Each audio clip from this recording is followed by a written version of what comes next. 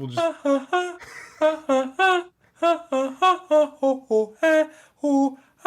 Welcome to the Weasel. Welcome to the Weasel. Whip out your dicks and shove them in your ass. Welcome to the Weasel with Mican and Jonah. It's a bit more. It's a bit more. It's not as serious as it seems. The countdown. That's okay, man. I'm getting white coat syndrome. I'm scared. We're gonna psychoanalyze you on this. No, so dude, Ian, thanks for joining me.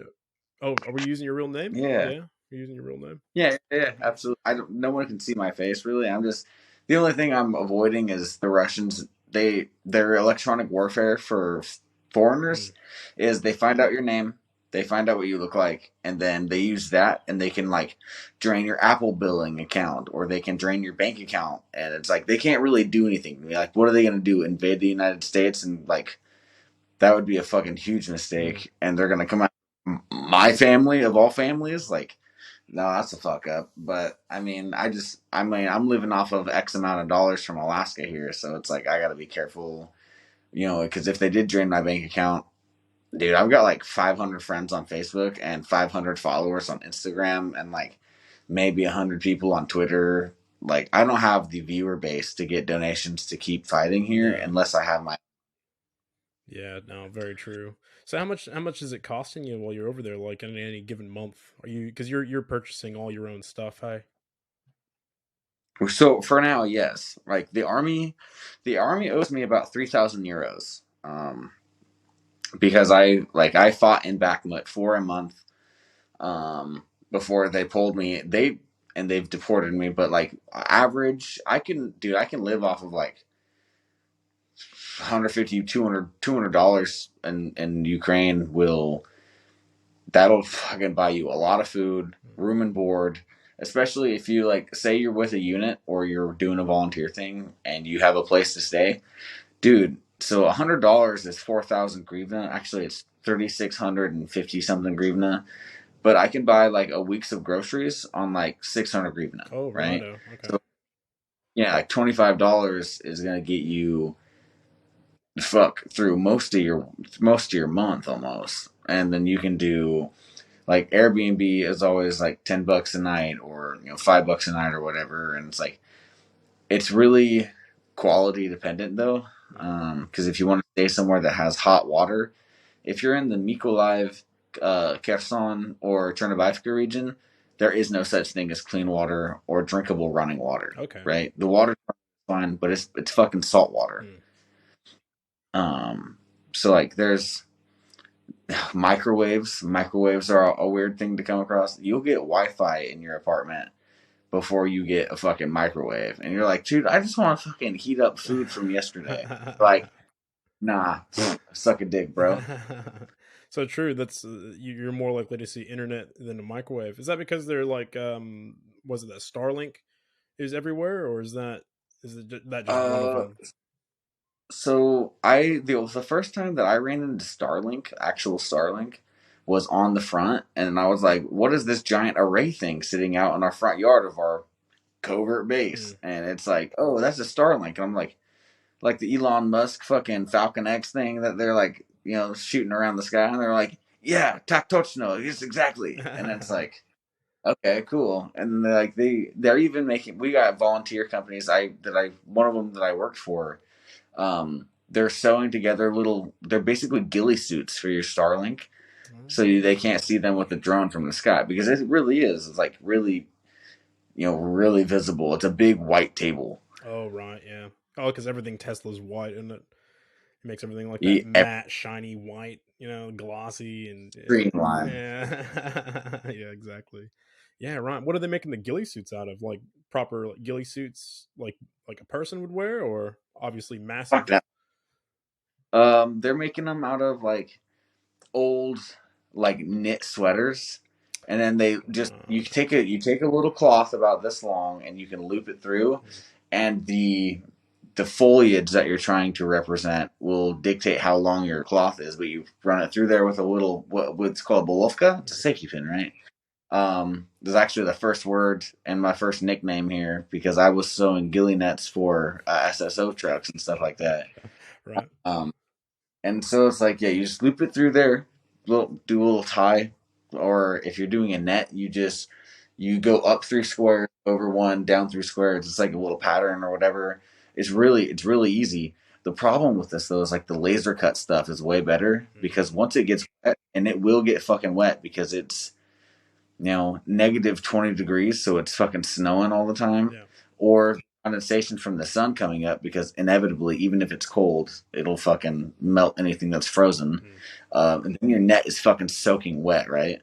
And now you have to like fold that up, pick up that giant fucking net, throw it on top of your truck or in the back of the truck, and it's like, God damn, I should have just spent the $5 extra or whatever and bought the laser cut. Yeah, that just extra bit of material soaking up all that moisture. Fuck sakes. Everything. So where are you at now? You're on a bit of a I know you kind of left the front. What are you just doing on a bit of a holiday or a relax before you go back, or No, how's no, that go? they deported, Sorry. they deported me. Oh, so they did actually deport you.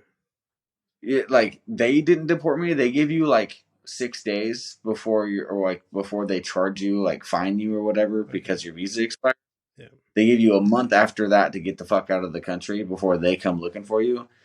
And at the immigration office, I was talking to my team leader Zach's, and he was like, "Man, it's weird because we don't even have like a service for deportation like America does, right? Like they don't have an ICE or whatever." I voluntarily went down there to fix my visa because I enlisted in their army. I'm a part of the 93rd Special Missions Unit called Seneca. I'm a medic for a team called Gwent. And dude, it's fucking ridiculous because they're like, none of their government talks to each other, right? So the SBU is like their version of the FBI. Their police, their different factors of police are kind of all different. Their immigration office doesn't talk to anybody. Their army is actually two separate entities, right? You have the paper army, which is like the recruitment office and all the documents, logistics, supply chain. Then you have the army, which is like, there's like the difference between eyes and hands, right? So like the document people do all your shit, and then once you're in, then you deal with the army, and it's like, here's your stolen fucking trophy AK because we don't have our own guns because we're gay, and fucking here's your shitty MM14 Ukrainian pixel uniform. I'm starting to like. I want multicam because I'm not gay, because it's like it's Ukraine, right? And everyone's like, they don't really know what I mean when I say that, but like, so it's negative 21 degrees. It is super fucking cold. It's frosty. It's snowy, and they got me out there looking like I'm fucking trying to hide in Legoland. Yeah. And I don't, I just don't understand it. And they're like, "Why would you want to wear M81 Woodland?" It's like, because I'm a fucking red-blooded American, and that's what we do. Is there much woodland around where you're at, though? Oh yeah, very. It's a very agricultural country. Okay. Woodland, M81 Woodland would be just the wrong color right now because it's like you would look at it looks arid right now, honestly. Like it's really weird. It's so cold that it doesn't snow sometimes in Bakhmut. Which was a surprise because like, dude, I hopped out of the medevac rig, took my gloves off. I was smoking a fucking cigarette because they were dropping cluster shells on us, and then they hit us with MLRS. And then, like, by the time that was over, and I realized, like, I don't have my gloves on, dude, my shit was fucking purple. It was, like, maybe 10 minutes worth of shelling, and my fingertips were, like, starting to get hard. Like, I couldn't feel anything. It just, yeah, it's like real cold. People think it's cold, but back home they might go outside. It's a bit chilly. No, that's cold. It's cold, right? So it's like it's colder than like when Landon was at RTC Great Lakes. Like they lock down the barracks and lock everybody in there, and like because the wind's coming off the Great Lakes, it's fucking cold, snowing and shit, and they like, oh, it's too dangerous out here. This is like 20 degrees Fahrenheit below that, right? Yeah. Some foreground. I guess I I spent about 3 months in the Northern Pacific in Alaska to pay for this. And everyone's like, "Oh man, it's cold up there." Bitch, you do not understand cold until you get here. I'm so like right now. I left the country to fix my visa because they promised like it'll be one day. I'm in Moldova, right? So I crossed the border. I got all my paperwork from the government. I try to cross back in, and they're like, "You can't come back. It's too soon." I was like, "Well, here is a letter from the immigration office and a letter from the government requesting my audience to the 93rd Brigade." And they're like, "Oh, well, you're gonna have to go to see the military attaché in Chisinau or Kishinev or whatever the fuck they call it. I don't care." Um, I show up there, and the military attaché, as I'm waiting in line, and it's not even a line. People are just in a circle, and they're like getting in front of you and shit, and you gotta like fucking grab those motherfuckers, look them in the eye, and be like, "I was fucking here first, bitch," and they don't know English or whatever, right? But I talked to that guy, and he's like, "I don't know what I'm supposed to do. I don't do this." And I was like, "What the fuck do you do then? Why are you even here?" Um, and so he ended up being really cool. He's helping me a lot, but there's just a lot of hoops to jump through. Kind of bullshit. So when can you go back? Hopefully Monday. Okay. Or at least get my visa Monday, or hopefully I'm buying my ticket to Odessa Tuesday, and then I'll be back in sector the next day. Okay. What are you doing where you're at now? What are you doing in the time being? Are you just relaxing or trying to relax or Yeah, trying to relax. So it's called Glovo. It's like our Uber Eats, but it's like super, super cheap because everybody here has a moped. So it's called a Moldovan leu. It's like 18 cents per Moldovan leu or whatever like that. And so like I was able to order McDonald's last night, and I go out there, and some random guy passing by, he's like, "Well, cigarki," which is Russian and or Ukrainian for cigarette. And I was like, "Here's 2 cigarettes." And he's like, "Oh my God, you're American. Do you smoke weed?" And I was like, "Yeah, I smoke weed." So he gives me a little nugget, and it's like, I have nothing to smoke with, so I like just crushed it up, rolled it up, and then I stuffed it in a cigarette. Removed some of the tobacco and just made myself a spliff, and slept pretty goddamn good in comparison to other. But I mean, yeah, I was on sightseeing a little bit. My host is, he's like really cool. We go basically just walk around town sometimes. Kishinev is cool and pretty. There's a lot of dude. It's called Fina Dupa, which means nice ass, and there's a lot of ass. True. The ass is not. Have you gotten lucky with any gals over there? Have you had tons? Yeah, I had a girlfriend in Ukraine for a while, and then I was just kind of tired of the like. She's like, I don't know, uppity because she's semi like she makes okay money for a Ukrainian, and I mean, like, I don't want to sound like a dick. Like, so her dad was in the Azov Brigade, right? I don't know if you know anything about the Azov Battalion. No. They're like you know how the National Guard works. Like, the 19th Special Forces Group is a National Guard ODA or a mixture of National Guard ODAs. Yep. The Azov Battalion is basically the SF for the National Guard. So they're the best the National Guard had to offer. Most of them got dinged up in Mariupol. Her dad was one of the guys that died in Mariupol. So, like, it's not that she has no exposure to this, but she is like, don't sit on the ground because they think that sitting on anything cold makes you impotent, and I'm pretty sure that's not true because it's fucking weird. I don't know. It gets real cold over there. Yeah. My dick just being in the air would make me impotent. Like, that shit's just don't sit on any metal benches, eh?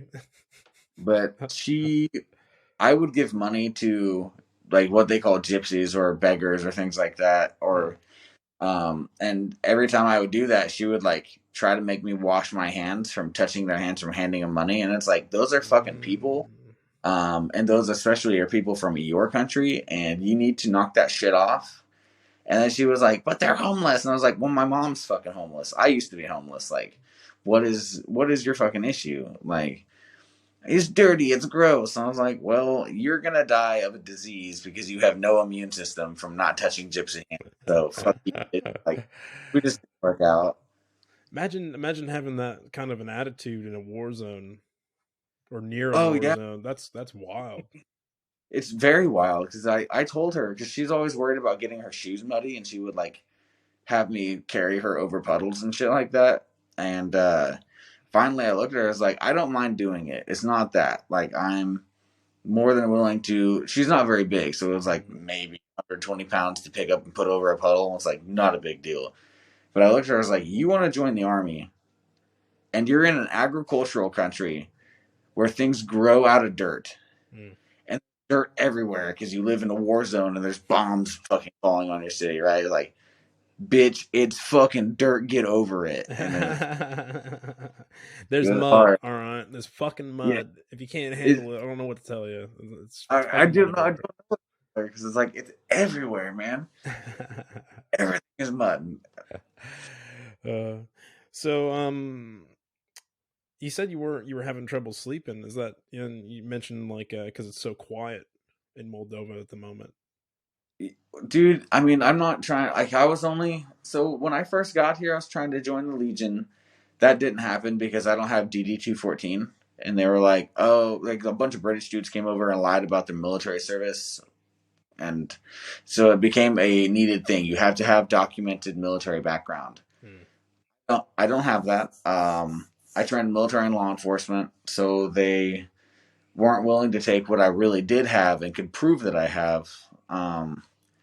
So I didn't do that. I went to volunteering and became a medical instructor, and then, I only spent a month and a half in Bakhmut. Right, they are shelling you around the clock, right? So I was like, I walk outside to smoke a cigarette, and the light is, the sky is lighting up with flashes from missiles from the anti-air defense system, or, they're dropping MLRS on you and stuff like that, which is like our version of HIMARS.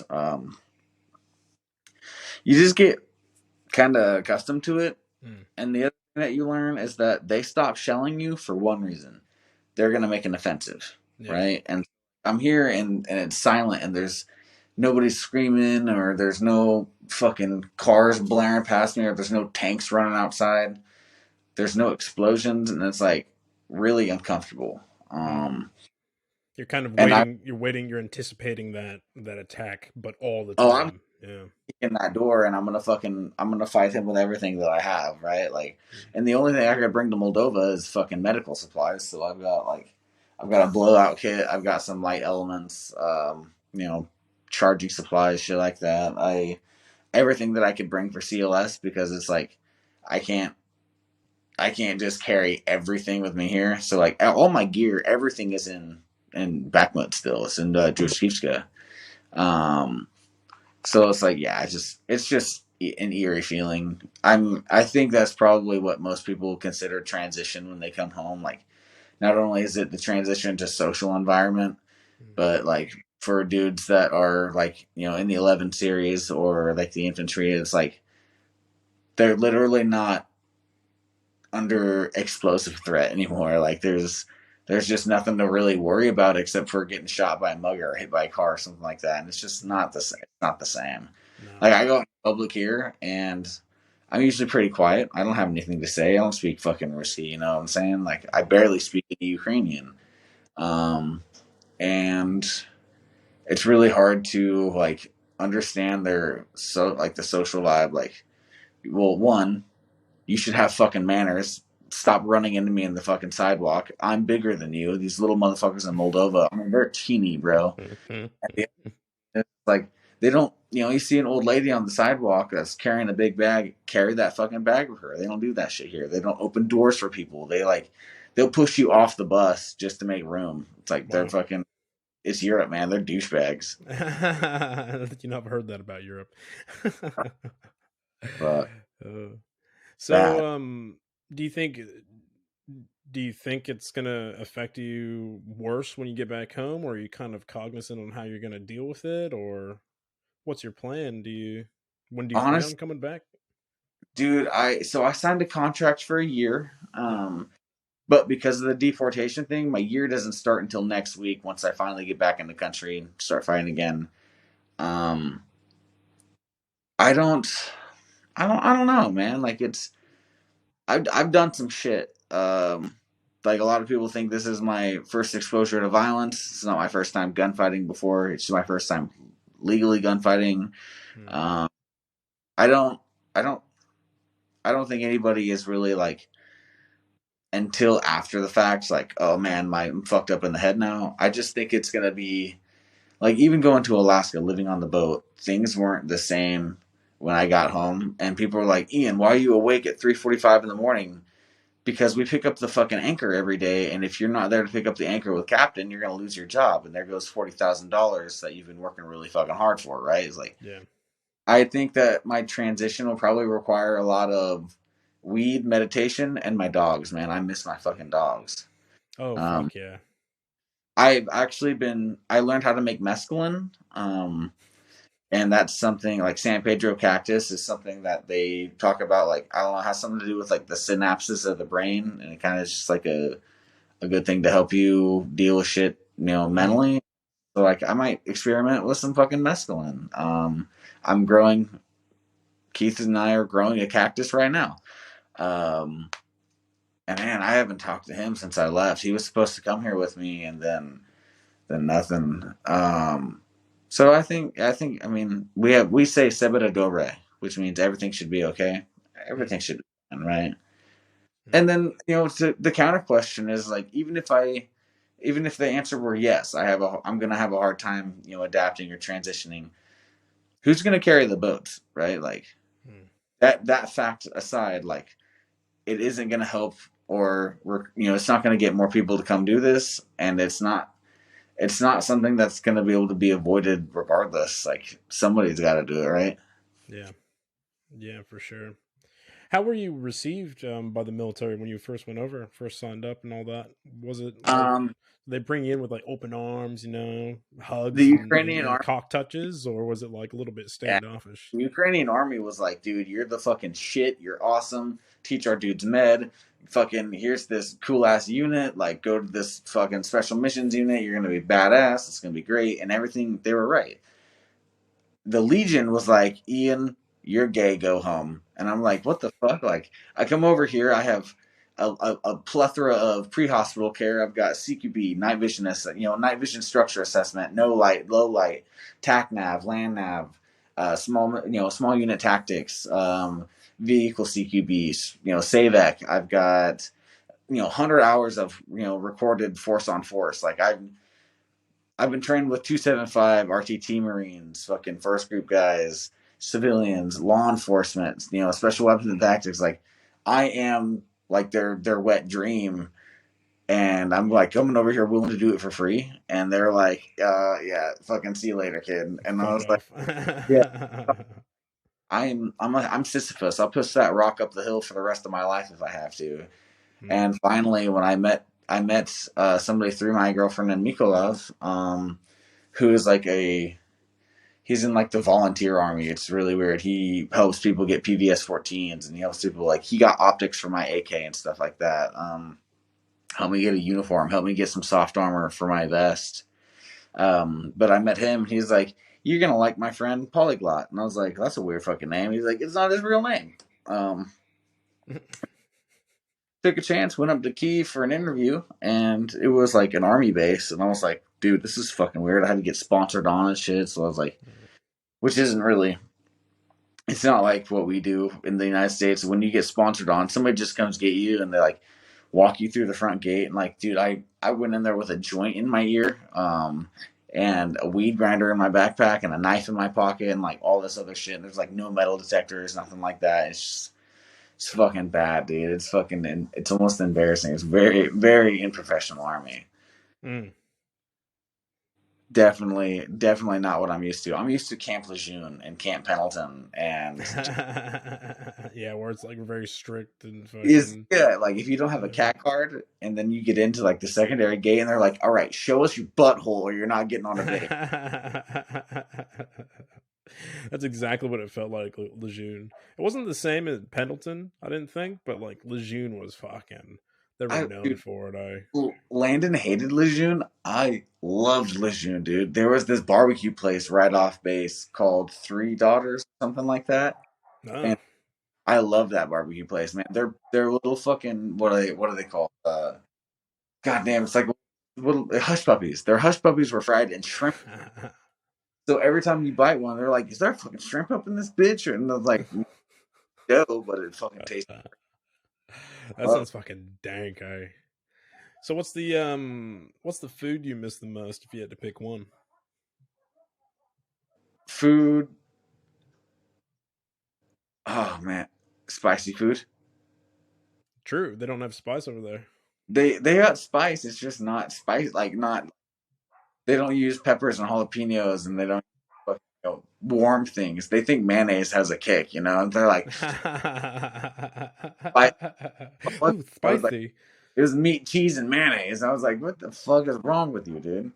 So, I had there a Colombian volunteer he's from America, but he's got a Colombian passport because I don't know how it works. He just grew up in the United States in New York. He brought a bottle of Cholula over, and so we put and Tapatio on our fucking top ramen, and they're like, "Oh my god, that's insane! You're gonna die." And it's like, well, I might shit fire, but I'm gonna be happy about it. And yeah, man, a bottle of hot sauce goes a long way here, man. Oh yeah, you only need a little bit for that food. Yeah, You know, just this. So, no running water. Where are you guys taking these hot shits? Do you guys have baby wipes, or what are you doing? Buckets of ice water? yes, but dude, to your surprise, the water issue is in southern Ukraine. So, Okay. you get to like Odessa, and that's about the last place that you're gonna run into that has like drinkable running water, or at least that I found. Or you can you have showers. Like my base has a shower and shit like that, and it's from like city water. Um, and like I can drink the tap water and shit. It's just not. It's not. It's not Pacific Northwest water. You know what I'm saying? It's not. Yeah. But It's not that crisp mountain water. it ain't that. Yeah, like Theo Vaughn says, or to say it like Theo Vaughn, it ain't that thing, man. It's just different. It's just it tastes like mineral water, and I fucking hate that. So like, I want to go to the store and buy Aquafina and some purified water, a fancy ass American. I guess. Would you like this mineral water, or would you like less minerals in your water? And I was like, how about no minerals in my water, motherfucker? What about that? Um, yeah, man. Like, there's just the water thing. I can't wait to get home and just grab a cup and continuously drink water out of my faucet. I'm gonna drink so much fucking water, I'm gonna piss myself and vomit. And then do it some more. Hydrate. We used to do this thing in boot camp where they'd make us stand on line at the end of the night just before we're going to bed and drink. What was that? Usually it was only one canteen, but sometimes they'd make us drink both. And you Yeah. have to hold the canteens over your head, dude. And so many people puked. It was something you learn to enjoy. Yeah. People around you just harfing. Well, you were in Alcatraz for a while, right? Sorry? You were in Alcatraz for a while, right? I'm in Schwaber Hansen. Yeah, no, I wasn't Camp Hansen. I was there for 2 years. And you know what? We really weren't able to drink the tap water there, to tell you the truth, which is a weird thing to say. And in fact, the Marine Corps bases are historical for it. Hawaii, they're having problems with their water. Lejeune's got these huge lawsuits over their water. Yeah, I've seen that. I'm gonna be honest, that doesn't surprise me at all because it's the fucking Marine Corps. Like they already got rid of tank and third division. Like they do stupid. Oh yeah. Oh, how stupid. Third division, like they're currently like their most battle hardened fucking dudes aside from like I don't know, like your cat and like first guns and 1.5 and stuff like that. But like they're just like, okay, oh yeah, and they got rid of 0331s. Like, why the fuck would you get rid of Marine machine gunners? That is they're like, you guys the name greatest fighting force on the planet, and they're like, nah. So like, that doesn't surprise me. But my ex wife was in Hanson for fuck, I don't know, I think 3 years or something like that. 2 years or something like that. And she was always complaining about how fucking hot it was and how bad the water smelt. Mm. And then like so I've seen 5 of the 7 seas, right? I haven't been to the South China area and I haven't been to the Dead Sea yet. But it's like, girl, it's fucking South China Sea. It's islands. Like, what do you think the water is gonna smell like? It's gonna smell like fucking volcano. It's gonna smell like butthole. Like that's that's just it, you know. And it's so true too. What unit was she with on Hanson? I'm not totally sure. She was a corpsman. Oh, was she a corpsman? Oh, gotcha. Okay. She was probably with 7th Crime or possibly 9th ESB. She was trying really hard to go through the recon pipeline. She really wanted to be a sergeant. Yeah. But she has like the fruition and intestinal fortitude of a fucking toddler. So that fucking happened. And like that's one of the things that probably ended up in our demise of our marriage is because she like when we got together, I helped her get sober. I helped her get through high school. I had to help her pass her fucking ASVAB. She failed it to the point where she had to do the 6-month wait thing because it's like you get, I think it's 4 chances, and if you continuously fail it for the contract that you're pursuing, you have to wait and then you can retake it. And she only got through by technicality because she got a line score on her med or her science or whatever for 54, and you need a 51 to get in, right, for the corpsman contract, the HM contract. Yeah. And it was just like we were both working at the mill, and it was just like every night, you know, we're fucking, you know, I was finally, she was like, I don't know how I'm supposed to learn how to do math. I was like, well, school, but you know, whatever. And it's just so finally she's like, studying it at all, maybe having a read possibly. I told her, I was like, we're gonna go to UCC, we're gonna enroll you in some fucking basic math classes, and you're gonna fucking do the work, and if you can pass that shit, you can do the ASVAB, right? And so finally, like, yeah, she went to, I think she took anatomy, and not even like 100 plus, right? It was like 65 and shit like that, like entry level stuff to get her contract. And it was just really frustrating for her to take. I mean, because you know, I have type 1 diabetes. I don't get to enlist in the American military. My dream has always been to be an 18 Delta or a corpsman. And she took my dream and ran with it. Like, she had no personality when I met her, and she absolutely she took parts of my personality for her, and she just ran with it, you know. And then obviously that didn't end up too well because I'm pretty sure she's living in California, and like she even bought my dream car. You know what I'm saying? Like she took that 20% loan and she bought an STI, and I was like, "Did you buy a 2010 STI that's white hatchback?" And she's like, "I did," and I was like, "You're a bitch. I fucking hate you. I'm gonna steal that car." Wow. She's actually like absorbed your personality. That's yeah, odd. that's what I'm saying. I was like, oh man, that's fucked up because I felt really bad for a long time.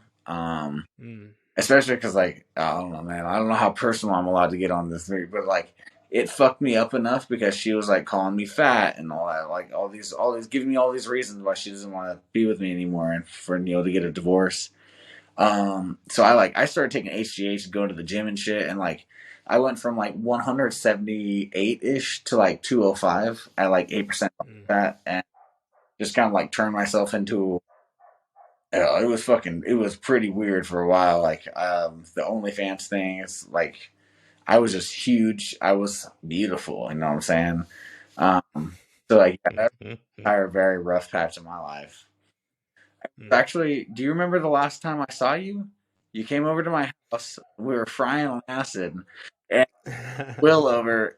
Oh man, you still my mechanics gloves are still in that Red Ranger of yours. I actually have those mechanics gloves with me. Oh man, I was thinking about those last I was on embankment. I was like, man, my little fucking digits are cold. You know what I'm saying? But dude, oh man, I was remembering this the other day. You kept everything. Oh fuck, man! Every time you would say something, you would look at me and be like, That's wild. And you just kept that. I was fucking dying thinking about that, man. That was good. That's wild, bro. Wow. Well, dude, when you're frying, bro, everything's so wild. Doesn't matter what it is, dude. Like just the simplest thing, like a dog licks your hand, and it makes you think about everything that led up to that point Yeah. in history. Like, oh fuck, that's wild, man. And you look at your That is wow. That dog has a mouth with a tongue in it. What the fuck? Did you guys know? What? Are you guys seeing this shit, dude? Do you guys not understand the repercussions, the meaning behind this dog having a tongue in its mouth? Fuck, that's wild. Then he takes that and he drags it across my hand. Can you believe that shit? Oh, you open a door and you're like, did you guys know these things did that? I'm pretty sure I just found out about that. I've been like that.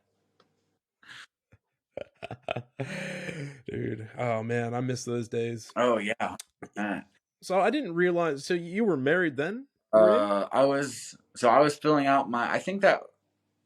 I was doing my like the paperwork to get the marriage license. You got to apply for a permit. Yeah. In Douglas County. Gotcha. Gotcha. I think I got married like 2 weeks after that day, something like that. Okay. Which was pretty cool. Being married was being cool. I thought being a husband was going to be fun. It was not. Well, I think you were just a husband to the wrong gal. Probably. Is what it sounds like. Dude, I don't know. I've got a thing for my drone pilot now. Her name is Anastasia, right? She goes by Nastia, and my call sign is Nasty. So it's just, right? Duja Fana Dupa. Very nice ass. That's everyone's like, why are you going home, Ian? I'm not going home. Why not? It's like, well, one, that's counterintuitive to the question you just asked. Two, I've got like $10,000 worth of gear on base, and there's a super pretty girl there. I didn't even get to say goodbye. Why do I want to go home? That and the job. Is there a? Oh yeah, dude, the job is what you've always wanted to do, isn't it? Forever. Like, you wouldn't just toss it away. Yeah. Awesome. Like it's not. It's not illegal at this point, right? I don't have to worry about going to prison for doing it. I don't have to worry about crossing into. I went to a country illegally trying to do this job. You know what I'm saying? Like they were just like, oh yeah, come down for this or that, and it was supposed to be training, and it wasn't training. It was like, get in this car. You're going to this place, and we're gonna be driving for a long time. So get your shit together. And it's like you're illegally going into a country with a gun, with night vision, with armor, with all this other shit that's against international trade and arms regulation, doing super illegal shit, picking up contraband or whatever. And it's just like, fucking, it's nice to be able to put that shit behind you. And now, like, I'm technically a special operator for a fucking foreign government. Like, this is that Jason Bourne shit that I've been trying to do since I was like fucking, 3 foot tall when you guys were beating the shit out of me in the living room in Glide. You know what I'm saying? And we did used to belt the fuck out of you. Yo, fuck. I remember wrestling team, and I was like, I just felt like I had a superior, point, because it's like everyone's like, "Oh, you're gonna get your ass beat." And it's like, see, what can you do that these kids haven't been doing to me my whole life? Like, shut the fuck up. Damn straight. Cody picking me up and throwing me off the stairs. Or I remember at the Hub house, right? I got to go to Hub just because like it was the only way for Land to get to go to Hub because he had to watch us. Keith and Landon put me inside of the trash can. Take the trash can. They go to the front porch. They throw me out into the fucking yard. I come back. They do it again. They shove me in the same trash can and throw it down the stairs, right? And I'm just like eating that shit up because I love the suffering. I blame that why I'm so fucked up in the head. It probably is our fault, actually. I'll admit it's probably a small part of it. But you know what it did do is it made you stronger as a person in the long run, which we weren't thinking about at the time, but why you guys were doing it, but that's what happened of it. Like, think back, like if my dad had gotten custody of us and I grew up on that side of the family that had money and that side of the family that had all of its fucking ends met and things like that, I would not have endured the same suffering as I would growing up in a fucking trailer park with a fucking mom that would rather spend money on meth and gamble and shit than actually deal with their fucking problems. If I didn't have that, like, those issues to deal with or try to circumnavigate or things like that, I don't think I would be as resilient as I am, because I will fail and die before I quit. Like, I have no fucking quit. Like, it's when I hear people, when I hear people bitching, it's like I like to bitch too. Don't get me wrong. Smoke pit poetry. You know what I'm saying? Like, I've got to fucking complain. I will complain all day long, but I will fucking do that shit. I just got no. For the people that are like, oh man, I can't catch a break, dude. Shut the fuck up. Create space. Like, if you want to be comfortable, work harder for it. Like, that environment, if that's what you have to do. One of the things that I take seriously, everyone's like, Ian, why would you go over there and do that? And it's like, because did you fucking see anybody getting in line to come do this shit? There's a lot of people here. There's actually multiple people from Douglas County here in this country. Really? I got a couple friends here from back home. Okay. And so that's cool because they help. They helped smuggle insulin in for me, and they helped get me some stuff from home. Like, I got a shmug from home from a box that he sent me, and it smells like my house still. And I like damn near fucking cried because it smells like my dog. And I was like, fucking Remington to a T. That is the goodest boy. He always smells good. My shmug smells. I can't wear the shmug though. It's the Russian colors, but it's whatever. But yeah, like, no one's getting in line to come help these people, and everyone thinks I'm just some fucking psycho for not having that, and like, to understand the inherent risk. I understand the risk. I don't fucking care. Like, I don't know. It's so hard to explain, but like, David Goggins, or Goggins or whatever, you follow him? Yeah. I'll listen to his videos sometimes. Who's gonna carry the boats? So it's like, if somebody doesn't do it, nobody's gonna do it. I think that is a direct relation to having to grow up in a fucking, everyone's like, oh, you didn't grow up in Compton, you don't know violence.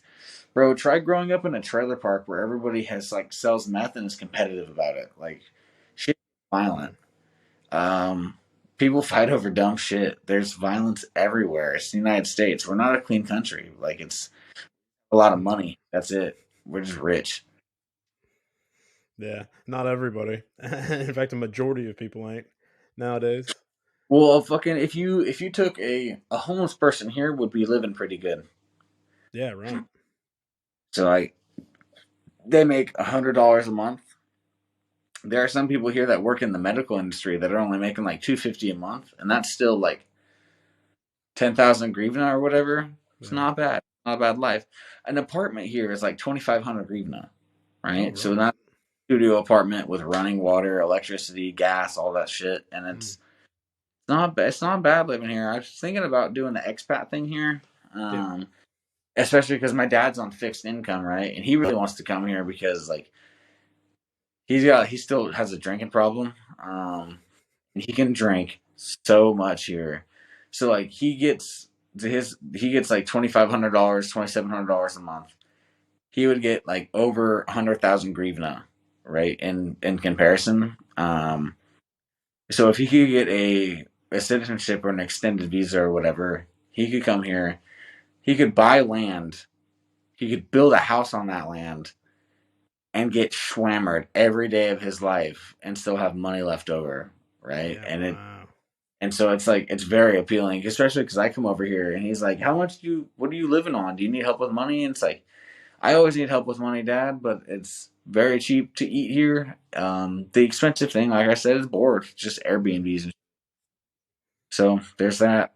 He might come over here. He's supposed to move with Landon. Supposed to go to Colorado. I don't know if that'll happen. Oh, was Landon planning on Colorado? I hadn't talked to him for a while. Landon lives in Colorado. I EAS'd him from Lachute. I drove him in his little fucking Tacoma all the way.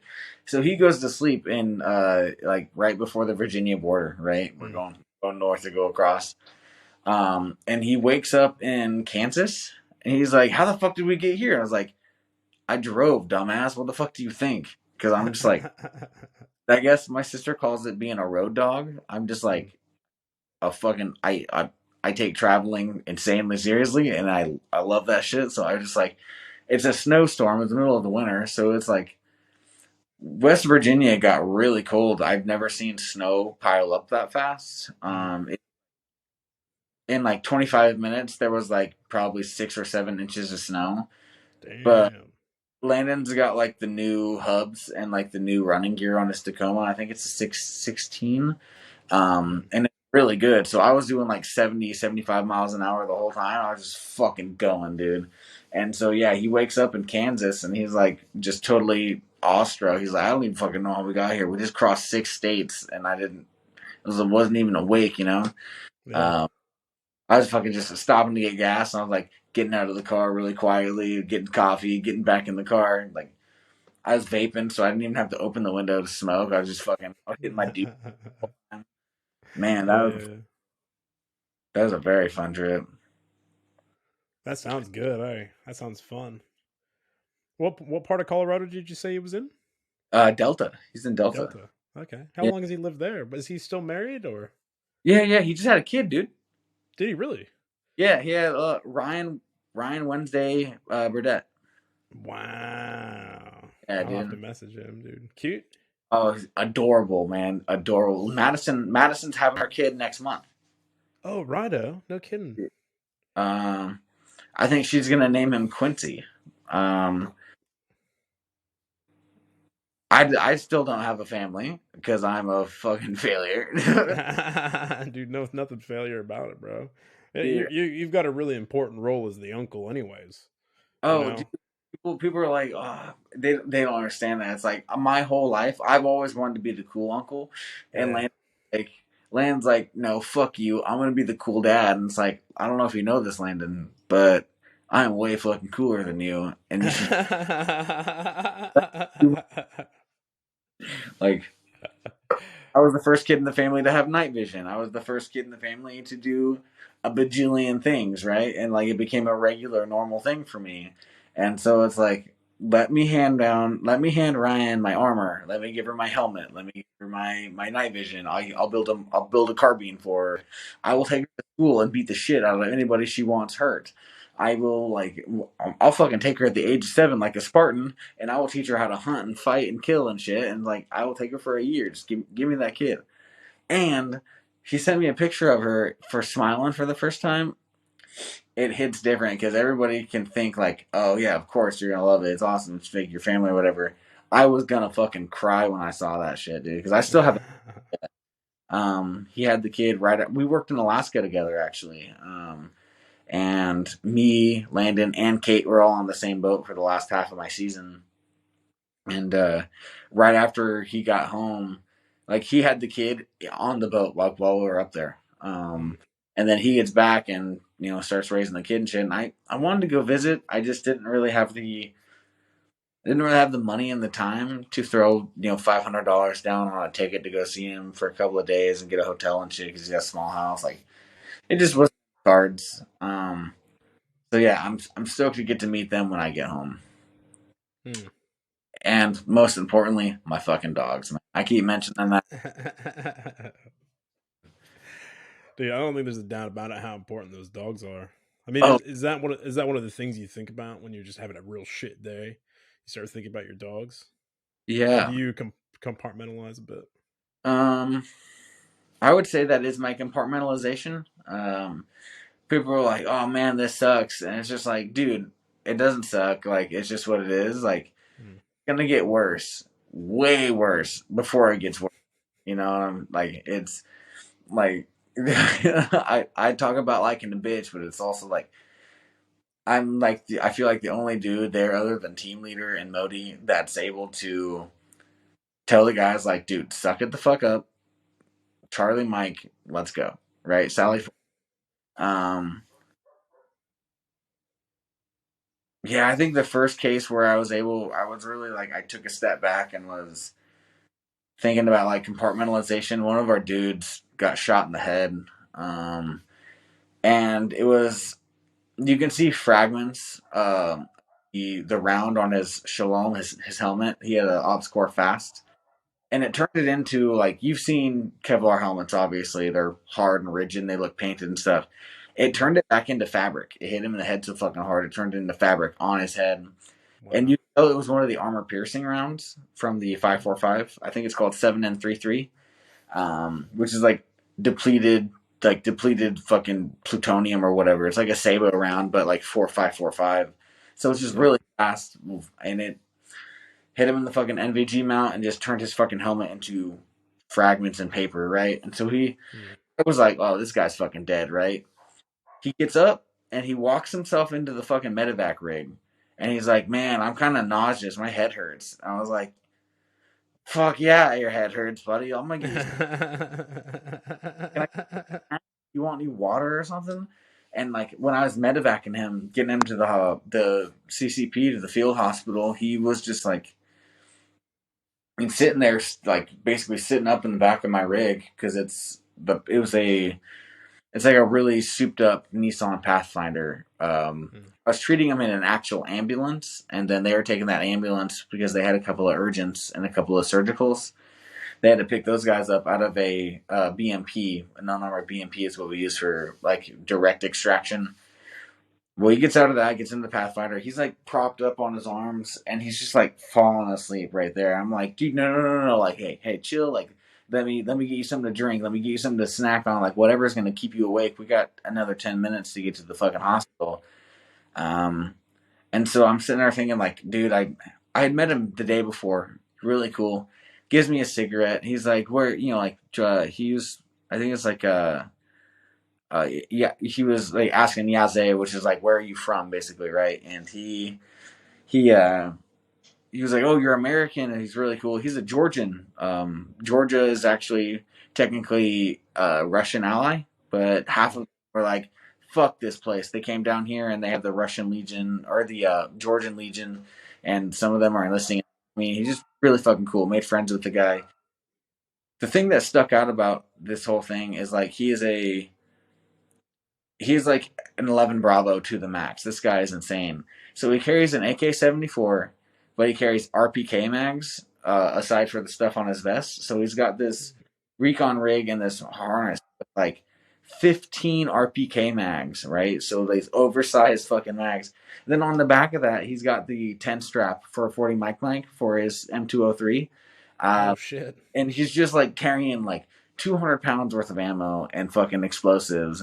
And this dude is just a hard charging motherfucker. So I think that's what, like, seeing somebody that's like on that level, because he just has no quit. He's just the unlimited fight. And then to see him like taken out that fucking hard, where he was just like, hey, dude, are we going to get lunch on the way to the hospital? Like, what the fuck are you talking about? You know what I'm saying? Like, to see that, fuck, he's just inactionable at that point. So I think that kind of like, I don't know, kind of fucked with me for the day. But the compartmentalization thing, I guess, yeah. My ADHD answer is that long ass story, but to answer, it's dogs for me, man. I miss my dogs. Yeah.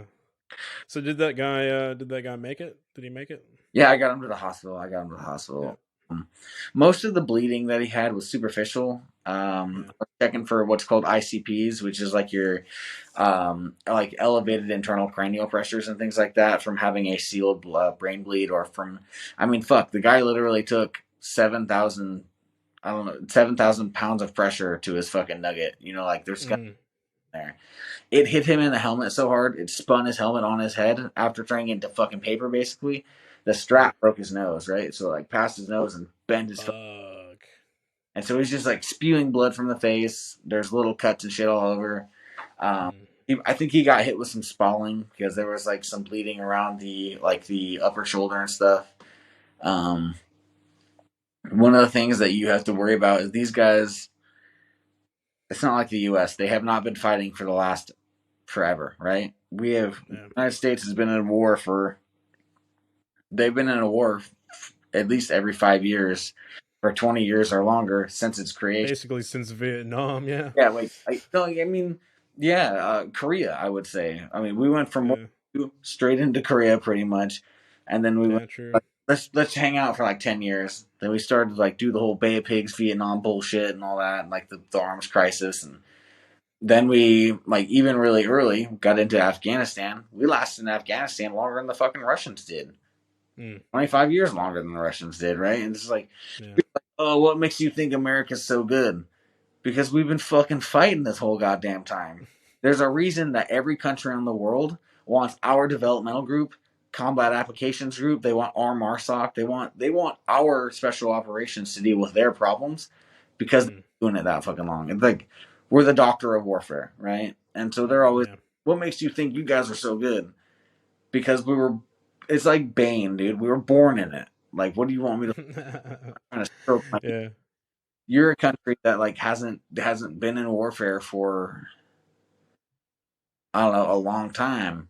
They've been fighting the Russians since 2014. Like Donbass a thing for a long time, but it's not large scale enough. Like their army was doubled in size last year in the invasion. Right? They went from having whatever big disarmament. They got rid of their tanks. They got rid of helicopters. They got rid of their Grata. They got rid of their artillery. They got all this shit.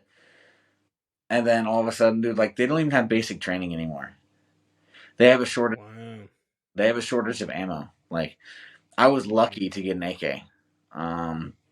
I should technically because I'm 25 and mobilization is 27 or older. Which is where you fight without a contract or whatever. You just get paid. You just go straight there. And there's no basic training. There's a waiting list for a gun because there's that few of guns. Like they do battle damage assessment strictly to pick up trophy weapons and recover armor and get shit like that. So like there's a lot of stuff there's a lot of like, dude, it's weird. People will get like these shitty Russian steel plates and they'll get an ops core fast because everyone's donating helmets and shit like that. And it's just like such a huge logistical supply chain issue. Man, we need a good forklift driver, buddy. Nah, dude. No combat forklifting for me, bro. My wife would kill me. I'm less worried about the Russians than I am my missus. God. Bro, hey? That's got to be nice being married and shit. It's interesting, dude. And that's what I was saying earlier about being married to the right person. Like, once you do find that right person, it's top notch, you know? It just takes time. That makes sense. I got lucky. Man, you grew that fucking, you got that thing on you, you know what I'm saying? Because I remember before it was like, you grew really thick, patchy stuff. And then all of a sudden I see you on Facebook with this big old fucking Ron Jeremy motherfucker. He got it. Oh. Dude, it took a long time to grow it, man. Like, I mean, I think I started growing it in 2015. Oh shit! When I was in the Marines, still I started growing it. But the thing with Marine Corps regulations, you have to have it. It can't be touching your lip, and then it has to stop at the corners of your mouth, which is just a shitty mustache, you know, regardless of what. You know? You've seen Generation, right? Yeah. Don't leave that mustache. That mustache. The mustache is going beyond the corners of your lips. Captain America, motherfucker.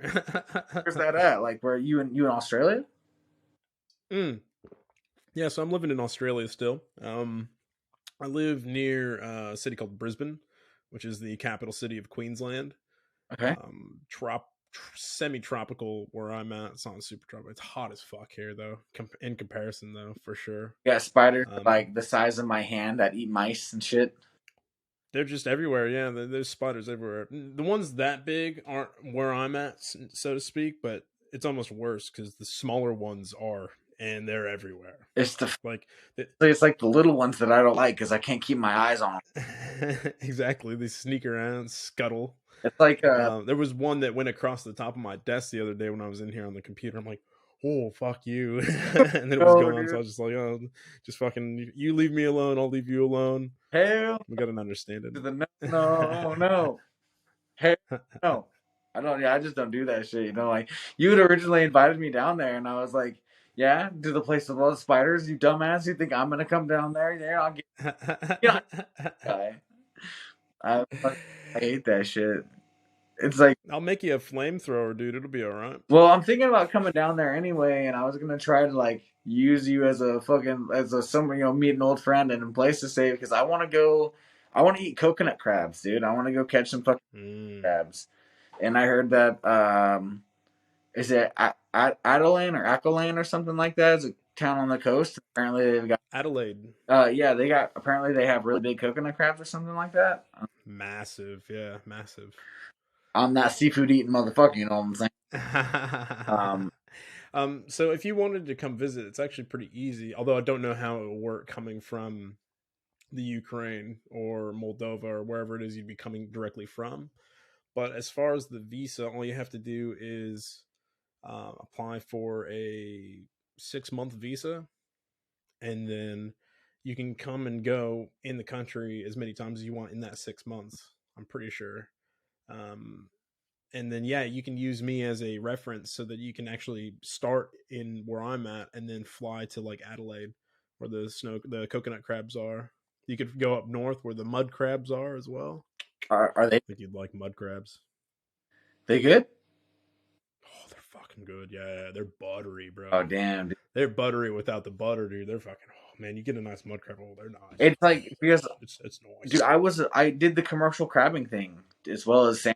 I went up there and like everyone's like, is it like Deadliest Catch? And it's like, well, Deadliest Catch is in the Bering and they're catching a different type of crabs. I was a Southeast crabber. And those guys are pussies because Deadliest Catch has time for drama on their boat and a fucking camera crew and shit like that. And it's like, dude, when you're out there doing it, it's different from, there's no time restrictions on it. When as soon as season hits, it's open. You're working 21 hours a day. And people are like, how are you working 21 hours a day? And it's like, that's easy. I'll tell you how you do it. You don't sleep the other hours that you're supposed to be sleeping. So you're like, no shit. You're like, you take a 3.5 hour nap, then you're back at it. And then like you get one day off a week where it's just like, all right, we're going to do boat work. We're going to wake up at 8 o'clock in the morning, but you're still not going to sleep until like 2 in the morning because you've been throwing traps all fucking night. Right. And so I've been on this like perpetual hunt. I want to taste every type of crabs, dude. I want to eat every crustacean on this fucking planet. And then I found out about coconut crabs, and everyone's oh, they're huge. And I was like, how big can they actually be? And they're like, they're pretty fucking big. They're, the size of your chest, Ian. And it's like, oh, fuck. Okay. Your boy got a big chest, you know what I'm saying? Well, especially because of the human growth hormone thing. It's like the biggest part of my body at this point. How did that go, by the way? So how long were you on it for? Did you deflate after you stopped taking it? Or it was weird. I didn't do the deflation thing. I didn't get flappy, but I got COVID-19, like each variant. So I ended up in the ICU. It was just not good for me. So I went from like 205 pounds to 139 pounds in about 2 months. And so, yeah, you end up looking like Skeletor, and you look like you just survived fucking a bout with chemo. You know what I'm saying? Like, it was bad, man. Like, I'm about 185 again, so it's kind of nice. Getting thicker. But it's like, especially when you take human growth hormone and you work certain areas a lot, so they get really big. So they atrophy less than other areas, right? So I get out of the hospital and like I used to have a fucking fat ass from wrestling and fucking from lifting really heavy. And then all of a sudden I have like these 2 cheeks that were kind of just hanging. But pancakes. Yeah, I have this wide chest and these like fucking thick ass shoulders. And people are like, what's wrong with you? Do you do the synthol thing? Do you inject oil? And it's like, fuck you for saying that. Yeah.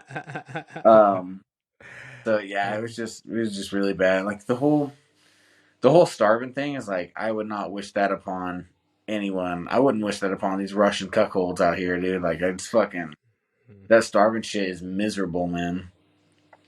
It's not good. No. So, no, is there a lot of it as well where you're at? Like, people, because you mentioned before, people were having a hard time finding food when we talked previously. I have moved civilian casualties that have starved to death out here. It's the elderly, honestly. It's like, it's people that, they don't have a family, so they can't evacuate the area, right? So they're living dude, it's like, you heard. I mean, I'm sure you've heard stories from Iraq. Like these motherfuckers will be in the middle of shelling or receiving artillery, and they're out riding their bike because it's like, oh man, it's a good day. Got to get that bike ride in, right? And they're like riding their bike alongside of our fucking convoy or something like that. And it's like we have a huge problem with spotters. We have a lot of problems with separatist sympathizers and things like that. But on the front, where the people are still living, the volunteers that you see on TV and all this shit, they're always like, oh, we got all millions of dollars of food and all this shit. We're taking it to Ukraine. It's getting to the fucking front. Nobody wants to go up to the fucking front. Nobody wants to get shot at. Everybody's like, let's take it close enough to take pictures, but not actually close enough to be in danger, right? There's people up there that need food. Like, they need fucking water. They've been living in a basement to some shitty apartment house that they use as a forward operating base. And they've been eating fucking crackers and fucking pickled herring and shit. Like, it's a real problem because, like, like I said, the civilians that don't have a family, they don't have people to go evacuate to, or they don't have people to come to them to bring them food or to help cut firewood because their gas is out and their heaters aren't working or the boiler in their apartments aren't working. Those people are fuck, man. It's like The Last of Us, man. It's like it's the Wild Wild West, and with more advanced weapons and nicer houses. Like there's no electricity, and there's the fucking stores are all closed because nobody wants to be there, and it's just. So where's all the supplies getting gridlocked at? Is it getting gridlocked in the capital, or is it just what's your opinion on it? It gets to about 25, maybe 30 kilometers from the front. So like when I go to sector, my base is isn't that far, but it's not that close to like the front where people are like actually getting in gunfights because like it's where we sleep. So obviously it's strategic, but there's my forward operating base has food and access to a store and shit that's still active. But it's like, I guess names of towns don't really help, but it's about 40 kilometers away from the front. You're going to have operating gas stations and fucking public Wi-Fi and, like Kurilla and these. You have like Ukrainian fast food is still going to be open. Then you get into what's called sector, which is AO, like what you would call on deployment, right? And there's nothing, man. Like there's people in line for water in Bakhmut, 2 water stations that have no plan of opening again. And it's just like, it's fucking sad, man. Like we got like our base gets these huge shipments of water. So like we start running out of water even. But like when we get our shipments in, it's like so much water, we don't have fucking room for food and shit like that. So we have like a logistical issue of where we're gonna store it. We'll take food and the water into Bakhmut and we'll just fucking hand it out to the old people there that are like, if we're going to set up a CCP or something like that for medevac stuff, we have a mission for that. We'll take like an extra, 100 liters of water and hand out a liter of water to everybody that's waiting in line. Just the other thing it does is it gets them the fuck out of our way, right? Like get out of our way so we can drive fast because there's motherfuckers dying in my backseat. Like fucking please leave. Here's what you want. Get the fuck out of the way. Scratching their back so they scratch yours a little bit. Yeah, the other thing is like, I always worry when we go somewhere where a civilian will be, some guy will be out there and he's like chopping wood or something like that. And then all of a sudden, like 25 minutes later, a shell will be really fucking close to where you guys are, or they'll drop a cluster ordnance, right? I don't know if you're familiar with cluster ordnance. It's a bomb that falls from the sky, but before it hits the ground, it turns into a bunch of little bombs, right?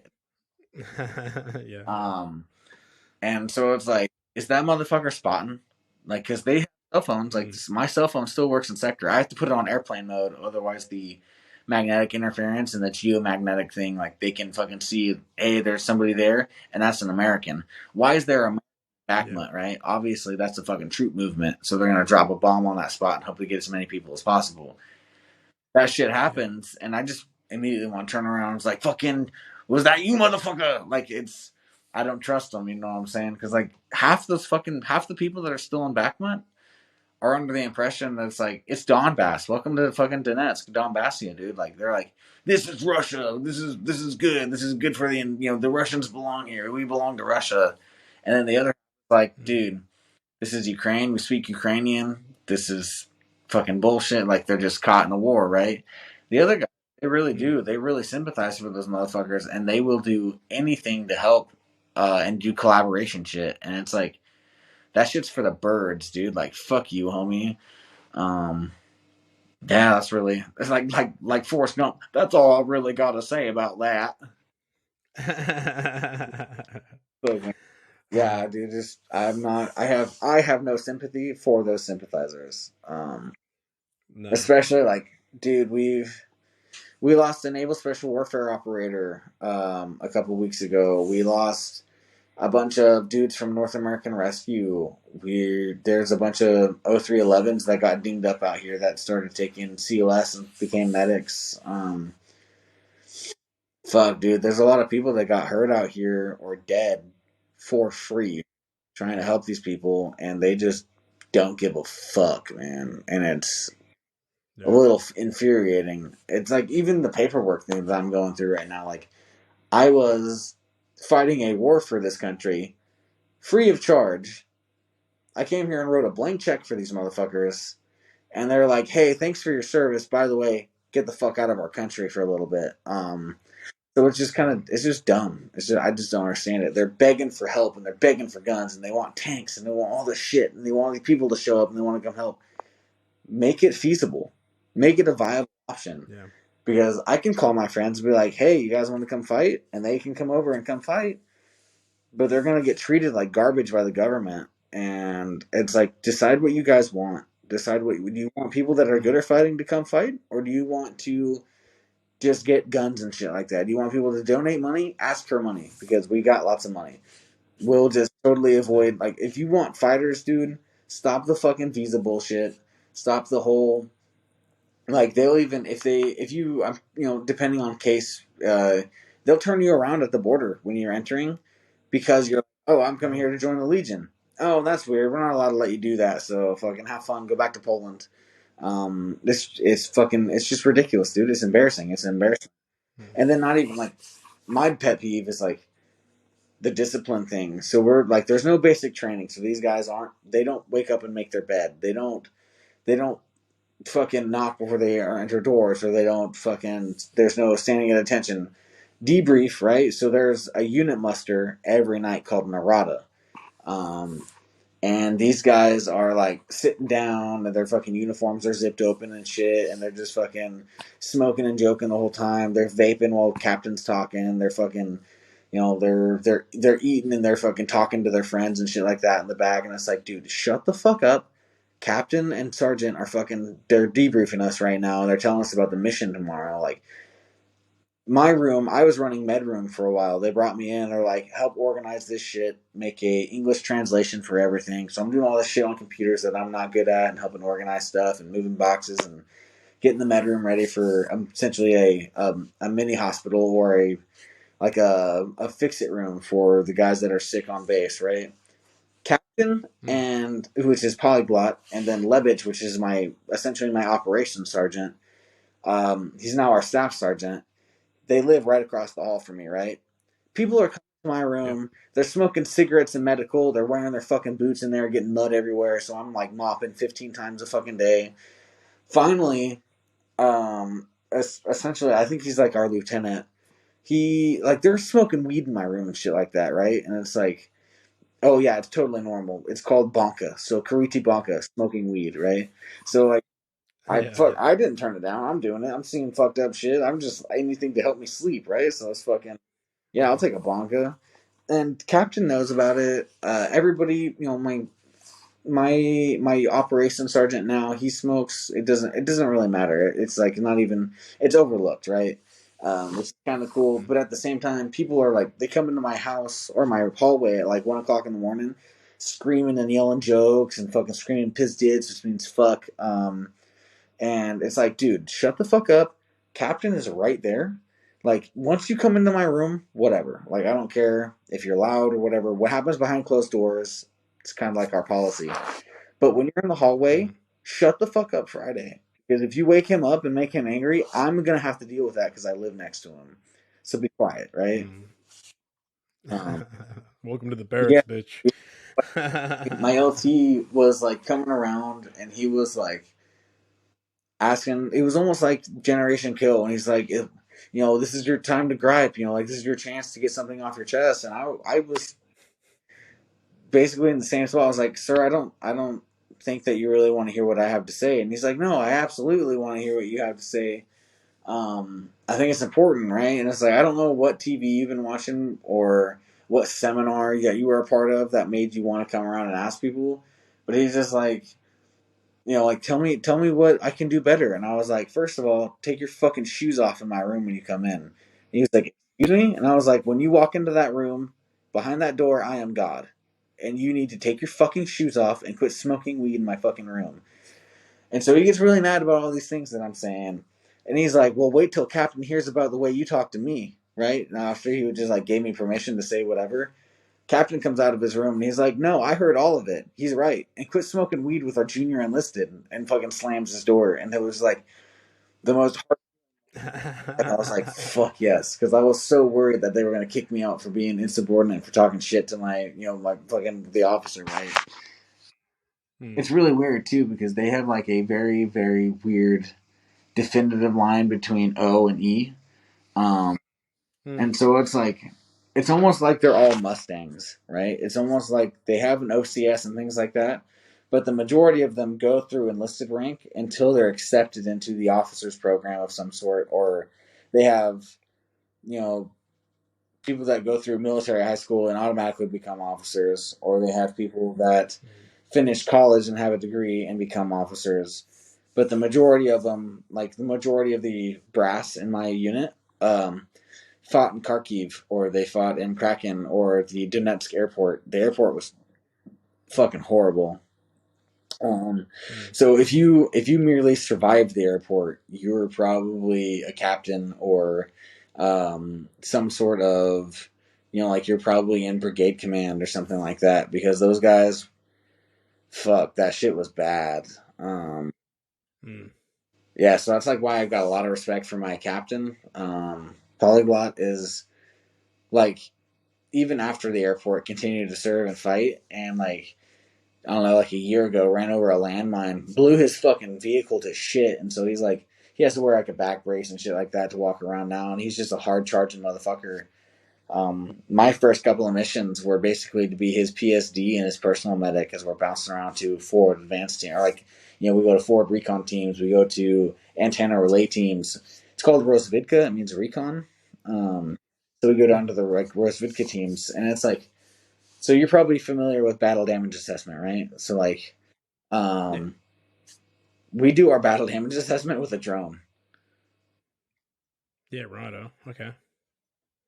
So like, we're sniping people with mortars a lot of the time. Like that's really what this war is. Like it's not that much direct action. You're not talking about a lot of gunfights. You're not talking, no, it's like, it's not like, okay guys, they're over there, let's go get them. It's trench warfare. Okop Vina means trench war. But for the most part, you're taking a Mavic drone, you're flying it to the max, you're finding their troop movements. The Russians have this fucking hard on for this tactic.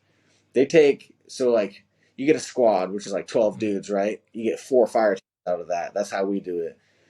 They have 7-man fire teams, and they break apart their fire team into their little 7-man groups, and this really small infiltrate. It's really hard to hit 7 dudes with a fucking mortar round on the first hit, right?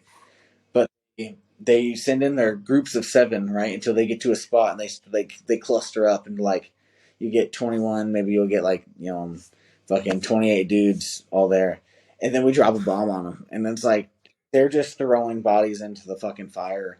And they can do it. They can do it because they outnumber us fucking. Well, fuck. The other day it was like 3 or 4 to 1, and now it's like 6 to 1 because they mobilized a big ass army and they're sending them down. Pretty soon, we don't get our shit together, it's gonna be like 10 to 1. So I mean, we gotta get more fucking munitions or something, because That's just a lot of fucking people. That's a lot of orcs, man. It's a lot of. This is Lord of the Rings. Yeah. So, when we talked before, you mentioned about a lot of the misinformation that's being going on in the States. So, I don't, to be fair and be honest, I do not watch the news as much as I used to anymore. So, what kind of stuff are you talking about, and what's your opinion on it? Like, are you seeing it in people that you talk to back home, or? Oh yeah, 100%. Like, I've got I've got kids kids we went to school with. They don't want to talk to me because they make fun of shit on Facebook, and I'm like drop a comment like, oh, that's weird because you have friends that are over here, and they're like, what friends? Like me, dumbass, and they're like, oh, like, why would you go do that anyway? It's so stupid. So I've been called a Nazi. There's a lot of shit going on about like anti-Semitism or what the fuck ever, and like, the Azov Brigade being a Nazi brigade or something like that. All of this shit is not true. There's a big thing about like, there's a pile in Donbass. Welcome to Donbass. Of toothpaste, Okay. and a lot of people are like, oh, I want to send something humanitarian over, and I want to help and do all that shit, and like, people are sending toothpaste, or people are under the impression like, they're like, well, we gave them a bunch of Bradleys and we gave them a bunch of Abrams. We haven't even got those fucking tanks yet. Like, a lot of that shit, like, they think that we're, absolutely just winning this war. Dude, we're making par. We're hitting par on this hole. Like, we are competitively, we're fighting a numerically superior fighting force, and we're matching casualties, right? We're just trading at this point. Well, like I said, they outnumber us, so that's not gonna fucking work for very much longer. The misinformation that I would say that pisses me off the most is the logistical thing and the moral part of it. People are like, "Oh, it's a country full of Nazis and shit like that," or, they're really racist. Well, they're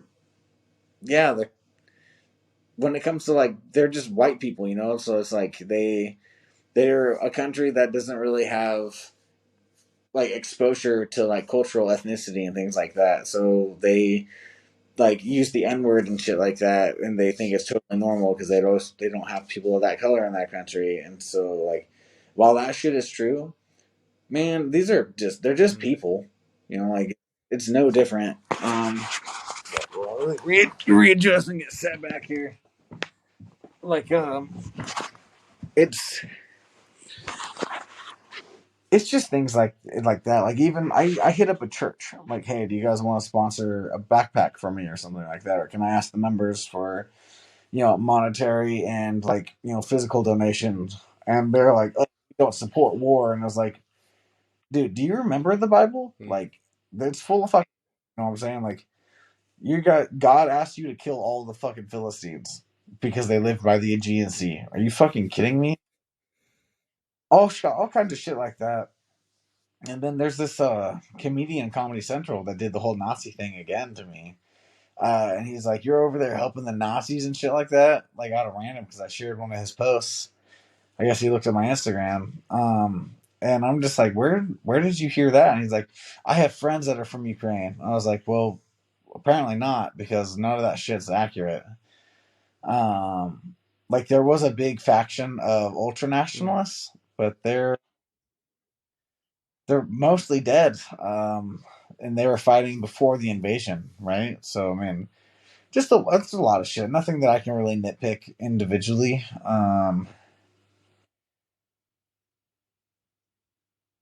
Yeah, just nothing necessarily individually, but like, it's like CNN is where everybody is getting their information from, and CNN is fucking retarded. So it's like, you shouldn't be way. Yeah, it's Uh, garbage. Um, Dude, it's totally yeah, garbage. I wonder because they've, I mean, the United States government has what, I don't know if it's donated's the right word, if I can, given or said we're going to give like what, $426 billion so far or more just to the Ukraine effort. And if that money's actually being like, taken out of the taxpayers, docket, you wonder where it's Right. going. Because if it's going to the Ukraine, it's obviously not getting to what people are being told it's going to. Yeah, where are my fucking guns? Like, where's my ammo? My, where are those fucking? They donated 31 Abrams to Where are us. they at? Give us the. We will fix them. The Bradleys. Get those Bradleys into place. Please fucking get that shit off the train and fucking get it over here. You can. Oh fuck! One of the jokes that I heard over here, he was like, "I know why the tanks haven't showed up yet," and I was like, "Why?" He's like, "Because there's no oil." And I was like, "Yeah, you're right. That's what's going on." He's like, "They already have democracy and there's no oil. They're not going to give you tanks. You kidding me?" And I mean, they're not wrong, are all they? right. That's exactly right. So like the United States went to the the next generation squad automatic weapon or whatever from SIG, right? And they have the M27 or something like that. So like different. They're basically 416s from like H&K, but they're American made. We're like not using M4s and we're not using M16s and shit like that, like the A3s. Like, do you realize how fucking helpful all those guns that they're keeping? They're just in the cage. They're not getting used. They're in fucking some vat or some like 75-gallon drum or a little spindle with a bunch of fucking ammo. It's like, dude, give that shit to the Ukrainians. Like we could use that shit, and we would use it like fuck, man. We're already having a hard time making sure that direct action teams have enough AKs for everybody on the. People are sharing AKs. We're like, oh hey, I'm gonna be on mission today. I'm taking the gun. It's like, oh okay, honey, have fun. Like it's like Vina Shinka, which means war wife. It's like it's like sharing a car almost, right? We have cars than we have guns and shit like that. Um, the other thing is like a lot of our ammo is stolen. Oh, righto. A lot of like we go through and we get a lot of what they call trophy guns, so they collect all the weapons that are salvageable and shit like that. The ammo is actually like we have. It's like, have you played A Tarkov? little bit, yeah. Dude, it's in real life Tarkov. It's ridiculous. Just scrounging everything you can get. Dude, there's fucking teams of people that their job is literally to go steal shit, and it's fucking. Um, there's kids in Kherson that were stealing fucking tanks and shit, and so the government was like, if you steal a tank and you can turn it in, we'll give you $1 million or whatever, right? And it's just like, I think it's 1 million grivna is what they're offering for it. So there's like 17-year-old kids and their friends. They'll go through and they'll act like collaborators or like sympathizers or separatists or whatever. They get these guys really fucking drunk when they're not supposed to get drunk, and they hop in their tank and just take the fuck off. And that shit, it's really real. And so like I I told them straight up, I was like, if you give me a couple of dudes, I will dress up like a fucking gopnik. I will just pour vodka all over myself so I smell like I'm fucking hammered and I'll stumble around. I'll steal you a fucking helicopter.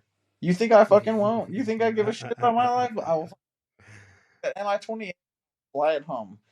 And they're like, you know how to fly a helicopter? I was like, well, my brother's a fucking helicopter pilot. Keith has his fucking rotary wing license. I've gone on enough helicopters in my life to understand the pitch, the yaw, the yoke. I'll get it off the ground. I don't know if I'll be able to get it back on the ground successfully. It's like this. It's almost like the story that I heard from one of my friends. His uncle was a crew chief pilot, or a Marine Corps crew chief, and then a pilot. And so he got his Marines one day. He was like, the helicopter's not starting. We're gonna have to push to start it. These motherfuckers got out and they were pushing this fucking helicopter down the runway. So he starts the startup sequence, right? And there's the blades starting to roll around. They're like, fuck yeah, we're doing it. We're fucking, fuck yeah. And it's like, that's going to be me, man. I want to be fucking pushing this helicopter down the road. Drunk.